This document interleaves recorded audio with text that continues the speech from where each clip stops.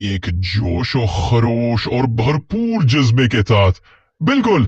आइए तफसील से समझते हैं कि टोयोटा करोला के बॉनेट के नीचे आखिर होता क्या है।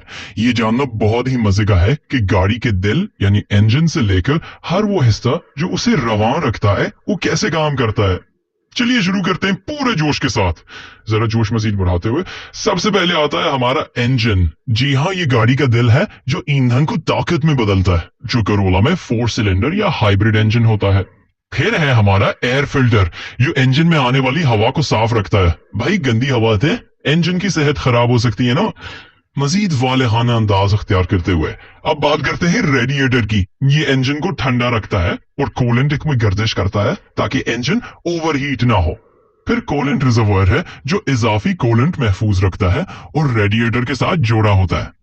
सरगर्मी और दिलचस्पी को और बढ़ाते हुए battery, fuse box, engine oil dipstick और oil cap, brake fluid reservoir, ये सब मिलकर गाड़ी को एक बेहतरीन मशीन बनाते हैं। और अगर आपके पास पावर स्टीयरिंग है तो उसका भी फ्लूइड मौजूद होगा। विंडशील्ड वॉशर फ्लूइड भी भूलिए मत, जो आपके शीशे को चमकता दमकता रखता है। आवाज में थोड़ा ड्रामाई अंदाज लाते हैं। अब आते हैं ऑयल चेंज के अमल की तरफ। पहले पुराना ऑयल निकाला जाता है। गाड़ी को उठाकर ऑयल ड्रेन प्लग खोलकर पुराना ऑयल बाहर निकाले। फिर फिल्टर को बदलना ना भूले, नया ऑयल डालें और डिपस्टिक का लेवल जरूर चेक करें। आखिरी में इंजन स्टार्ट करके देखें कि कहीं से कोई लीक तो नहीं।